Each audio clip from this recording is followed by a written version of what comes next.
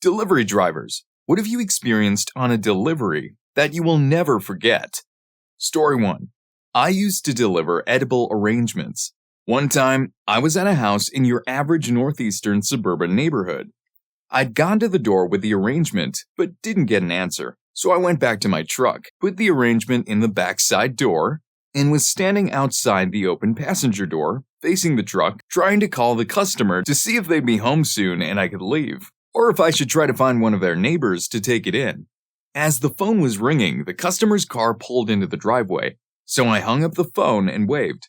As they rolled down their window, I started to say, "Oh, hi, I have a delivery for you." And the customer, who owns the house, very calmly said, "I don't want to alarm you, but there's a bear right behind you." I turned around, and not 3 feet away was a young bear, bigger than a cub, but not yet fully grown, just sniffing around their bushes. I didn't know what to do. My legs just turned to jelly, and I froze. So I said to the customer, "What do I do?" She looked at me like I'm crazy and said, "Get in the car!" Now, the smart thing to do would have been to jump into the passenger seat. I was literally standing right outside with the door open and everything, but in my nervous state, I slammed the passenger door and ran all the way around, the long way around the truck too, and got in the driver's seat and locked the doors. The side door to the refrigerated side of my truck was still open, but at least I was separated from the bear. The bear didn't notice me until I slammed the door shut, but all he did was wander up to the side door and sniff the beautiful fruit arrangements in my truck. He hung out for a few minutes until the customer finally had enough and laid on their horn until he took off running down the street. There were a few other interesting deliveries from that job, but none turned my legs to jelly like that bear. Now that's a delivery adventure for the books. Well, I guess that dude can add bear tamer to his resume after that wild delivery encounter. Story 2. I used to deliver pizzas. This one order was to a nice house in an okay part of town. I rang the doorbell and waited patiently for the door to open. When it did, I was greeted by a lady and her young son. She had clearly been crying, but was doing a good job of holding back her tears. I didn't acknowledge it. It's none of my business. And she's clearly not looking for solace from the pizza guy. I reminded her of the cost of the pizzas, and she handed me some cash, standard stuff. As I was digging around in my bag for change, the kid piped up, "I have to tell you something." "What's that?" I said, half listening as I tried to work out how much change to give back. "My dad's not coming home." "Oh, wow. I'm sorry to hear that," I told him. I stared at my bag as I pulled out the last of the change, trying to avoid looking at either of them as I handed it back with the pizzas. As I left, habits formed over 1,000 deliveries that almost made me tell them to have a good night. But I caught myself enough to say, "Enjoy the pizza" instead. Judging by his mom, the parents would have broken up sometime that day. I'm guessing I'm probably the first person the kid told. Story 3. My significant other was delivering boxes of magazines to a small shop. It was really early, like 4 a.m. The shop was not open yet, but he'd leave them around the back by the door. He rolled up, hopped out of the van, grabbed the box, and took it to the spot. He walked back to the van, and there was now a man sitting in the driver's seat. It was dark, and there was no one else around, so he just yelled for him to get out of the van, but didn't approach. The next thing he knew, the guy was out and running at him with something large and shiny in his hands. My significant other freaked out and ran, and the guy chased him. My significant other doubled back around, jumped in the van, and took off right as the guy caught up and slammed the object into the windshield. It shattered but stayed in place, so he couldn't see anything but just drove out of there anyway. Eventually he pulled over when it was safe, only to find a full-sized axe lodged in the window. He was shaking so much to drive after that, so he flagged someone down to call the cops. They never found the guy. Psst, guess what? This video is sponsored by none other than me and my awesome crew at Rufus Rugs. We're the masters of creating custom hand-tufted rugs that truly capture who you are. Whether you're looking to turn one of our intriguing thumbnails into a rug, for purely academic reasons of course, or you're eager to transform your room with some epic anime-inspired designs, we can get it done for you. These are all handmade by me and the team from Canada. No dropshipping BS here. Real, handmade custom rugs by me and my friends. Click the first link in the description to learn more. Story 4. This literally just happened to me 30 minutes ago on a driveway. I'm an ice delivery driver, and some big box stores like us not only deliver the ice but also stock the front of the store, which is a large insurance risk for us. So as my helper and I were dragging a pallet to the front, accompanied by a store employee, we all noticed a foul smell. Let's just say it's a store not exactly known for the most clean people. Before we could get to the front, a second employee ran up to us in a panic, yelling, "There's poop! There's poop everywhere!" Behind him was a literal trail of smears. They had one employee attempting to clean it with a shop vacuum. "Hey, ice guy, can you help us out here?" "Yeah, no chance." Then I'm denying the delivery. So here I am writing this out 30 minutes later, sitting in the store manager's office, explaining to him why the recipient denied a delivery. Delivering ice. Chill job. Cleaning up poop with a shop vac. Ice-breaking experience. Story 5. I made a delivery, and some small terrier bolted through the door and bit me hard enough to leave a mark through my winter gear. I let the owner know, and he apologized because it wasn't his dog and he didn't anticipate that. It was his dad's dog, his dad's house, and his dad was inside the house, dying. The family had been sitting there trying to ease his passing for a day or so, and they needed that pizza to help sustain them. He wasn't overly emotional, but he clearly wanted to talk to someone about it. I'm the sort of person who wants to let people get it all out. Unfortunately, I was on the clock and really needed to get as many deliveries in as possible. I still feel like I should have stayed a little longer. Story 6. I was delivering medical supplies in Portland and the surrounding areas a couple of years ago. I thought it was going to be a normal day when I woke up, but I was very much mistaken. I still have flashbacks of what I witnessed. I started my route by driving to the warehouse and receiving my deliveries.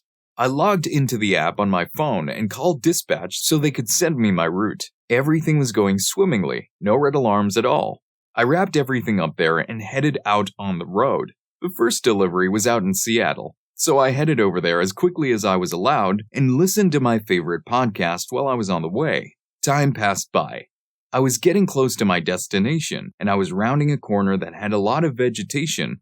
It was basically one of those hills that you have to brake the entire way down. This was where it all went wrong. A couple of older people started crossing the road while I was on this super steep hill that spiraled down, and I started braking more. But it just wasn't enough. I hit a spot of ice, and my van went sideways. They didn't make it. They should not have been walking down that hill. I called the police and told them everything that happened. They arrived and started taking witness reports and stuff. By that time, I'd thrown up probably 5 times and had no idea what I was facing there. Time passed. Cops came to me with a look on their faces. I was literally sure I was going to jail. Number 1, they left a note on their table at a residential nursing home they lived at. They walked into my car together on purpose. Number 2, the delivery was for the lady who passed away. That still bothers me. She planned it because she knew a van was going to be coming down a blind corner. She messed my mind up for a solid year, and I even moved back to Florida to go to counseling. I literally have never told this story, but it felt really good to get it out of my head. Story 7. I pulled up to the house. There was a large German Shepherd in the yard, which was fenced in, going nuts, barking, and snapping at me. It took me about 5 to 10 minutes of grappling with this dog to make it to the door, and it ran around the side of the house. So the folks opened the door, paid for the food, and suddenly the dog burst around the corner of the yard, slammed past me, and bolted into the house. He's sprinting in circles, freaking out, and knocking stuff over, including a nice-looking lamp that broke. The people there start losing their minds trying to stop the dog from turning the whole house into rubble. The one dude asked me, "Why would you bring your dog with you on a delivery?" Which was an absolutely bonkers question that let me know this was not their dog. I helped them get it out of the house and they tipped me $0. Story 8. I had a delivery for a hotel at 2 a.m. on a Saturday. I went to the front desk and they asked me to go to their room. I went and knocked, and a middle-aged bald man answered with only his head poking out. I couldn't see the rest of his body. He opened the door and asked me to come inside and place the pizza on the table, which I did because I didn't know better. When I walked inside, I saw another middle-aged, overweight man sitting on the bed, and the guy who opened the door closed it behind me. Then I turned around and saw the door guy was only in his underwear. Nothing happened, and I left without saying a word. But it was definitely strange. Story 9. I used to be a Domino's driver. I showed up at a woman's house, and her toddler opened the door. Mom was sitting on the toilet, door open, facing me in all her glory. She yelled at the toddler to get Mommy's wallet from Mommy's purse. And this kid was just a small toddler. So the kid, after a good excruciating 5 minutes of yelling, managed to get Mommy's wallet from Mommy's purse. I felt like I couldn't intervene and take the money out myself because the mom might think I was stealing. So we're both trying to talk this kid through paying me. Mom was yelling at the poor girl, "Get the orange note," and the kid pulled out her mom's Opal card instead of the $20. The kid started crying. Mom was getting really agitated. It got to a point where I snapped and was like, "Look, lady, you're going to have to do this." So I waited until she finished and then gave me the money without washing her hands. Pretty memorable experience. That delivery guy had no idea he'd embark on a wallet quest with a pint-sized accomplice that day. It was a slice of pizza served with a side of unexpected chaos. Don't miss out. Hit the like button and subscribe for more unexpected moments. Story 10. When I was about 6 months pregnant with my first son, I worked as a delivery driver for Papa John's in an area that was mostly not so great. Now, that area has the highest violent crime rate on average for our state, which should give you an idea of how bad it was 10 years ago before it got downright awful. One neighborhood in particular was the worst of the worst, and usually another driver would take it since I was pregnant. However, on that Friday night, we were short-staffed and super busy, so I took the delivery without hesitation. After all, I needed to make a living, right? I arrived at the location, got out of my truck with the pizza, and immediately had a really, really bad feeling. I quickly looked around and noticed a group of guys watching me. I put on my determined face more or less, and as an afterthought, stuck my big belly out a bit so it would be way more obvious in the dark. One of them approached me and asked, "Oh, you pregnant?" I just shrugged and replied, "Yeah, that definitely ain't a basketball, dude." He chuckled at that, walked back to his friends, and I overheard him saying, "Nah, y'all, come on, she's pregnant." They all walked away, and the guy I'd spoken to gave me a nod and a smile, telling me to take care. Later, I found out that another driver had been roughed up in that same lot less than a couple of months before I got hired. If I hadn't been pregnant, I might have suffered the same fate, or worse. I'm really glad that didn't happen. Story 11. I worked as a delivery man for a small cakery. We specialized in custom cakes for various events. On one occasion, I had to deliver a cake that had a suggestive design. When I arrived at the house and rang the bell, a lady answered, clearly inebriated, and enthusiastically exclaimed, "The cake is here." It turned out to be a bachelorette party. She pulled me inside with the cake and asked me to place it in the center of the party. The cake's price was 4,500 rupees, which is around $40, but they showered me with bills. Unfortunately, they didn't leave a tip. When I returned to the cakery, I received a scolding for being late. Story 12. I worked at a mom and pop pizza store. I was called up for a delivery, bagged the order, entered the address into my GPS, and set off. After about 20 minutes or so, I arrived. I walked up to the door, knocked, and was greeted by a woman and her daughter. I go through my spiel. "Hello, how are you? I have your order. Is that correct? Okay. Total is," and began handing her the food. She turned to her daughter and said to her, "Make sure the dog doesn't," and couldn't finish the sentence before the Yorkie went tearing out the door. They started to panic. The street wasn't busy, but it's a small dog in a town where animals hit by traffic were a common sight, sadly. And I tried to calm them down, saying that I'd be happy to retrieve the dog. They obliged, and after I handed them the rest of the order, I went after the dog. This thing decided it's going to go running 4 houses down. The houses aren't too spread out, but it's still me chasing a dog in the middle of summer, wearing a black t-shirt in the dead of the afternoon. Anyway, I finally caught up with the dog, picked it up, and started carrying it back to the owners. I handed the dog back to them, got back to business of them paying for the food, and was rewarded with a pricely sum of a 16-cent tip. You are reading that correctly. 16 cents for returning a Yorkie. Imagine being the pizza guy turned dog whisperer, chasing down a Yorkie escape artist in the summer heat, only to be rewarded with a tip that could barely buy a piece of pepperoni. That's an adventure that dude will never forget. Story 13.